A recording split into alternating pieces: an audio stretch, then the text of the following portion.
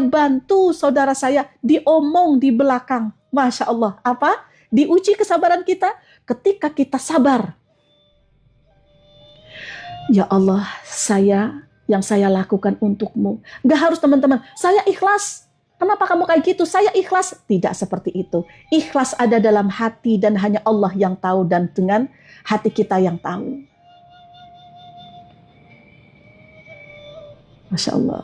Ya. Keikhlasan kita diuji. Ketika kita benar-benar istiqomah untuk keluar dari riba pun diuji. Ya Allah, kenapa? Ketika saya mau keluar dari riba, engkau kasih ujian ini. Oke, betul seperti itu. Maka ketika itu ujian, ya Allah, ketika saya mau keluar dari riba, ya Rob, banyak yang ngomongin saya, banyak yang menyakiti saya. Saat ini saya sedang diuji dengan ekonomi. Oke, sabar kita. Allah kasih pahala kepada kita. Sabar kita. Ya Allah, innallaha ma'as-sabirin. Allah bersama orang-orang yang sabar. Dan ketika sabar dengan ujian Allah, ya Allah, saya teguhkan keimanan saya untukmu. Saya keluar dari riba untukmu. Jadi ketika dicaci maki, dihina-hina, sekarang kekurangan ekonomi, saya ini menahan lapar ini untukmu, ya Allah. Saya dicaci maki, saya sabar untukmu, ya Allah. Saya buktikan kalau saya itu benar-benar mau keluar dari riba. Saya buktikan kalau saya itu benar-benar mau keluar dari riba, ya Allah. Balas bintang. Riba itu apa, ya Allah? Oh ya teman-teman, nanti saya akan bahas tentang riba ya, jam 9 ya. Teman-teman yang belum tahu tentang riba, nanti saya bahas jam 9.30. Semangat. Apapun itu akan menjadi ujian, sahabatku. Sabar ya. Kuat kalau untuk Allah, kuat. Bunda, kenapa kok saya begini? Udah kuat. Diuji ekonomi, teman-teman. Ya Allah, saya pernah merasakan ada dalam posisi teman-teman. Allah uji tuh. Dicaci, ditampar pernah, luar biasa. Kekurangan ekonomi. Udah biasa, teman-teman, saya udah ngalamin. Kalau teman-teman jalani itu lillah karena Allah. Menahan lapar ketika puasa, Allah kasih pahala? Kasih. Ya, semangat ya. Diuji lewat anak, nggak apa-apa. Nggak masalah. Ya udah jalani aja. Sama, saya juga ujiannya banyak. Jangankan kita manusia biasa, baginda Rasulullah SAW ujiannya banyak sekali. Padahal ya Allah, baginda Rasul kurang gimana imannya kepada Allah. Sama Allah masih diuji. Sama Allah masih diuji lah kita. Ibadah kita masih kadang belang betong. Kita masih tergoda dengan dunia. Lisan kita masih banyak ngomongin orang. Lisan kita mau boro-boro. Ya, boro-boro kita itu selama ini. Sholat khusyuk ini. Makhrajil hurufnya masih salah-salah membaca Al-Qur'annya. Lebih banyak ngomongin orang nih daripada bersyukur. Lebih banyak mengeluh. Lebih banyak ngomongin orang daripada baca sholawat mungkin. Nah sekarang rubah sekarang. Ya Allah, sebentar lagi saya akan menemuimu, ya Allah. Baginda Rasulullah SAW sudah meninggalkan kita. Keimanannya luar biasa, sholatnya bengkak-bengkak, udah meninggalkan dunia. Kita akan meninggalkan dunia, tapi apa yang akan kita bawa? Apakah kesabaran kita itu nanti akan menolong kita di sana? Apakah kita menyombongkan ibadah kita saat ini? Ya Allah, keimanan saya meningkat, kok malah saya tambah banyak ujiannya? Meningkat apa? Seperti apa keimanan kita? Saat ini aja kita masih banyak mengeluh daripada bersyukur. Lebih banyak ngomongin orang daripada bersolawat membaca Al-Quran. Lebih banyak melihat sesuatu yang maksiat mata kita daripada membaca Al-Quran. Sadari itu, sahabatku. Jadi pantas ketika kita mau hijrah, Allah kasih ujian-ujian karena apa? Lemah iman kita. Belum bisa istiqomah kita. Maka yuk kita bahas yang kedua, penyakit hati yang kedua, yaitu labil. Semangat ya sahabatku. Jangan pernah berhenti untuk berubah menjadi lebih baik. Walaupun ujian datang bertubi-tubi, itu artinya Allah sayang kepada kita. Hanya butuh waktu saja, teman-teman. Hanya butuh waktu. Kesabaran itu Allah akan ganti demi Allah. Semangat ya. Sahabatku, jangan pernah berhenti untuk terus belajar. Jangan pernah berhenti. Ketika ada sesuatu yang terjadi dalam kehidupan kita, ayo, ada apa kok hidup saya seperti ini? Ada apa yang saya lakukan untuk Allah? Ya Allah, saya itu ngelakuin apa ya Allah? Mungkin saya kurang bersedekah. Oh, mungkin kemarin saya ngomongin orang lain sehingga terjadi seperti ini. Ya Allah, maafkan hamba. Bukan menyalahkan Allah, bukan. Ya, jangan menyalahkan Allah. Kenapa ya Allah engkau berikan ujian ini kepadaku? Kenapa ya Allah? Bukan. Ada apa dengan diriku sehingga Allah berikan ini kepadaku? Ada apa? Ketika kita menyalahkan Allah, betapa sombongnya kita, sahabatku. Betapa sombongnya. Kalau Allah manusia, itu mungkin ya Allah. Allah itu luar biasa, teman-teman. Kita dikasih harta, nggak digunakan semestinya, Allah masih tetap mengampuni dosa-dosa kita ketika kita istighfar. Kita meninggalkan sholat bertahun-tahun, Allah masih memberikan makan tuh, bayangkan. Coba kita disakiti sama orang yang pernah kita bantu. Kayaknya diomong-omong aja terus. Baru ngasih bantuan berapa nominalnya, ketika mereka itu menyakiti kita di belakang, ngomongin kita di belakang, kayaknya nggak ikhlas banget mau sesuatu yang sudah kita berikan. Allah sudah kasih sehat, kita diberikan kemudahan ngomong, lisan kita bisa bicara, mata masih bisa melihat, badan sehat, lebih banyak sehatnya daripada sakitnya selama 40 tahun, lebih banyak makanan-makanan yang dikirimkan kepada teman-teman, dan itu juga jarang disyukuri.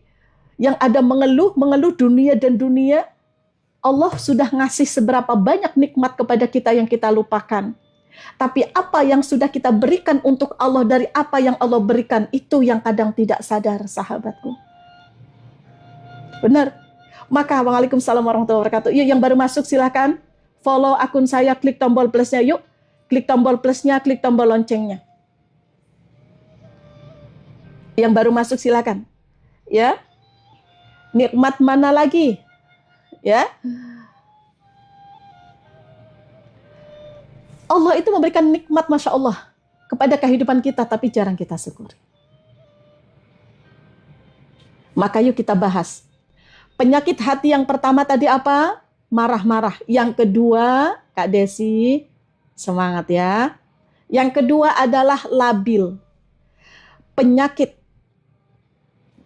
yang kedua adalah labil.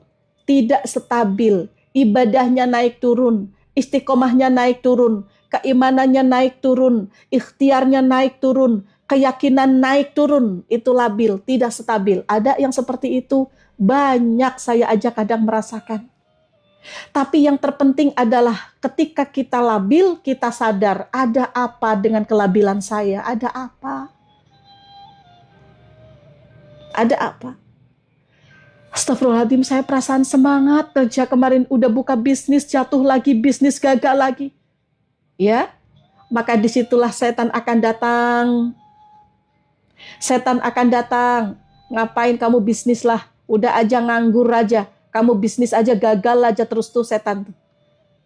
Maka pentingnya kita muhasabah. Yuk, ketika datang ketidakstabilan ke dalam kehidupan kita, maka kita harus bisa melawan.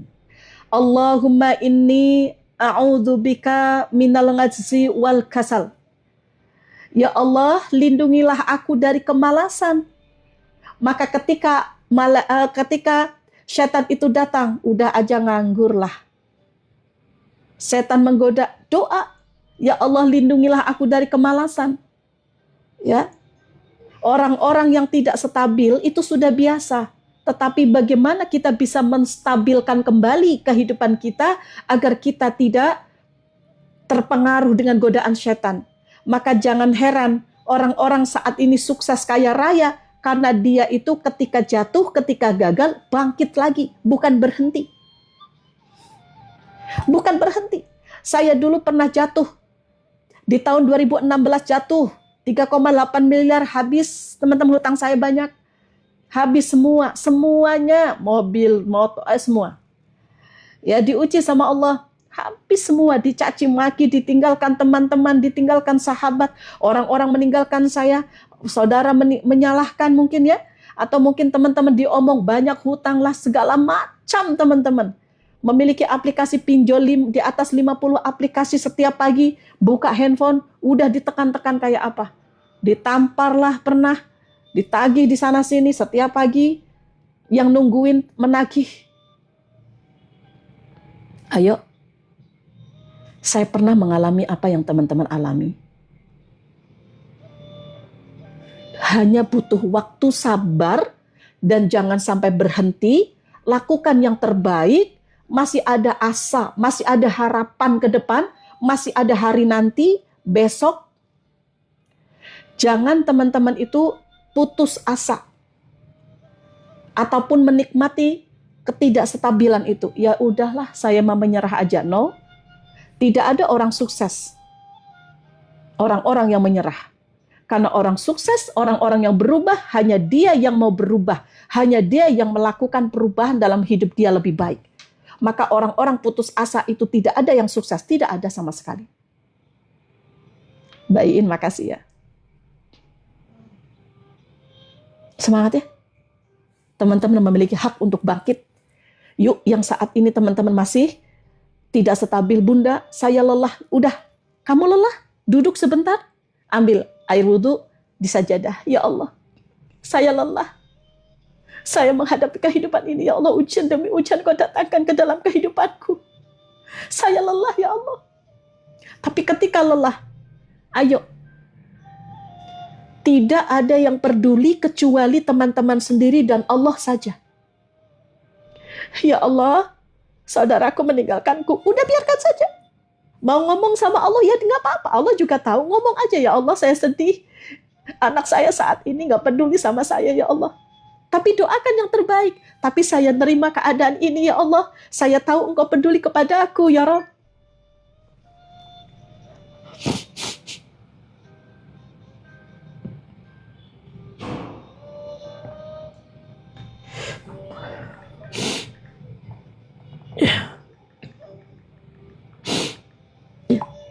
Mengadu kepada Allah, ya Allah.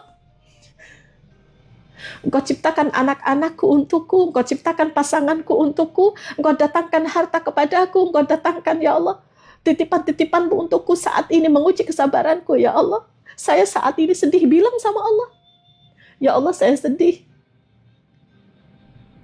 Tapi bilang sama Allah, ya Allah saya terima ini, saya terima ini, saya terima mereka, saya terima titipan-titipanmu, ya Allah. Jadikanlah kesabaran ini menjadi pahala yang tiada batas. Saya sabar menerimanya. Bilang sama Allah. Karena apa? Teman-teman menangis di depan anak-anak. Teman-teman menangis di depan saudara.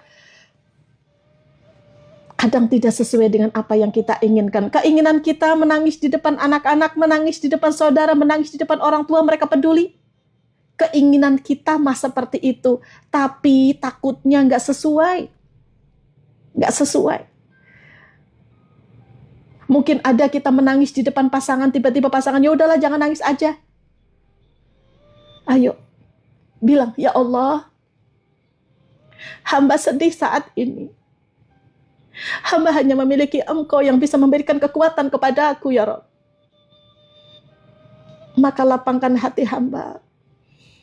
Ketika hamba mendapatkan ujianmu dari titipan-titipanmu yang Engkau datangkan ke dalam kehidupanku. Jadikanlah ini sebagai jalan hamba mendapatkan pahalamu dari kesabaran yang hamba miliki saat ini. Hamba sabar, hamba terima semua. Bilang sama Allah, itu akan lebih tenang, sahabatku.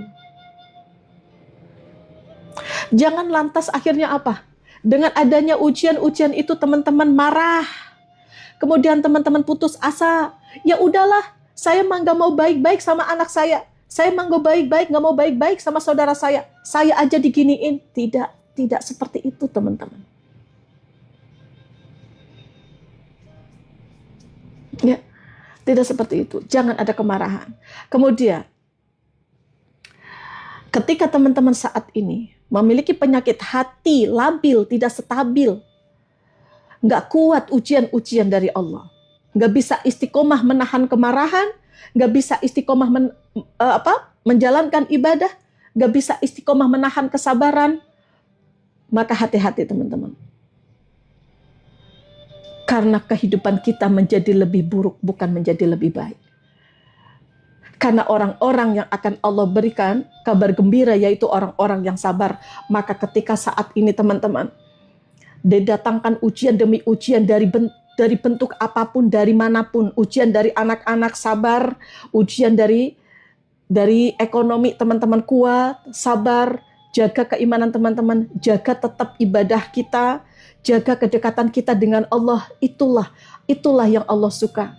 Sabaran kita tidak akan sia-sia sahabatku. Ya. Nih, kenapa orang-orang itu tidak istiqomah? Kenapa ada orang-orang itu tidak istiqomah ibadahnya? Tidak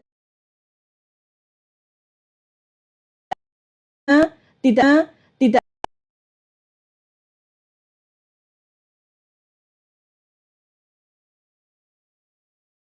istiqomah, tidak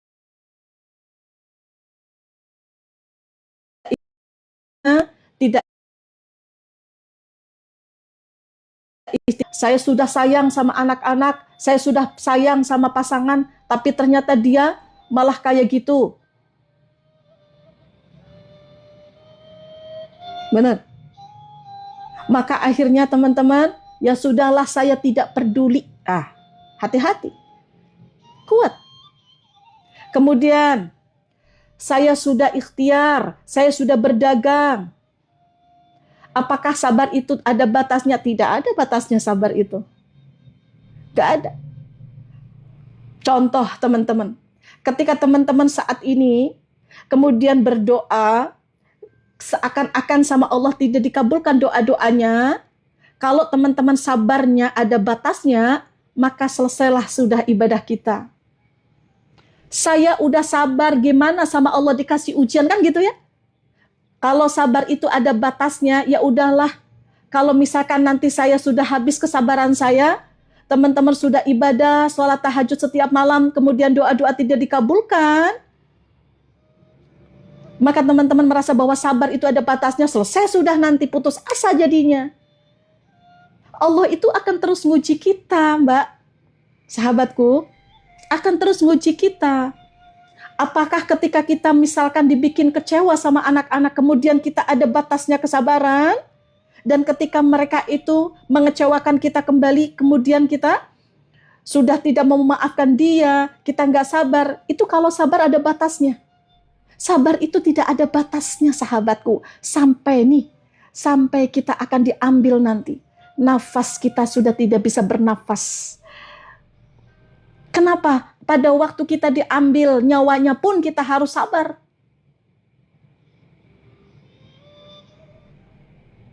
Enggak. Sabar, terus sabar. Karena ujian itu bisa datang kapanpun. Jangankan kayak gitu. Lagi santai-santai, tenang-tenang lagi makan. Makanan kita sudah tersajikan, tiba-tiba apa? Pluk, kejatuhan cicak, kejatuhan kotoran cicak kayak. Makanan udah dibuat. Apakah kita menolak? Nggak bisa. Apakah kita marah? Nggak bisa. Apakah kita jadi nggak bikin makanan? Ayo, ciptakan sesuatu yang baru.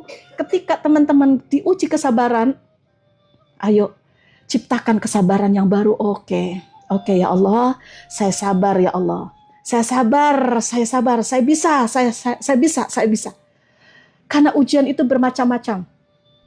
Ujian keimanan kita, ibadah kita diuji dari segala macam godaan. Orang-orang yang dia tidak istiqomah, maka gampang putus asa. Ngapain ikut muhasabah? Ngapain sholat malam? Nyatanya kamu hidupnya gitu-gitu aja. Ngapain kamu keluar dari riba? Nyatanya kamu tambah sengsara. Oke? Teguhkan keimanan kita. Bismillah ya Allah. Apapun yang terjadi saat ini, nanti dan seterusnya, saya lakukan untukmu ya Allah. Untuk-Mu saja ya Allah. Ya. Tiba-tiba marah-marah suami. Suami marah-marah kenapa? Gara-gara teman-teman gak mau tanda tangan riba. Teguhkan keimanan. Ya Allah, saya bukan tidak mau nurut sama suami. Tapi hamba mencintai-Mu ya Allah. Hamba lakukan ini untuk-Mu ya Allah. Saya sabar untuk-Mu. Saya sabar untuk-Mu ya Allah. Jika teman-teman dihina-hina, dicaci maki, kemudian dimarahin gara-gara teman-teman gak mau tanda tangan riba sama suami, sabar. Untuk-Mu ya Allah, saya lakukan ini. Awas ya, godaan dunia dari manapun. Keimanan kita diuji sama anak-anak, sama pasangan, sama keluarga, itu diuji. Ya, sehat selalu ya teman-teman. Mbak Suryani semangat ya.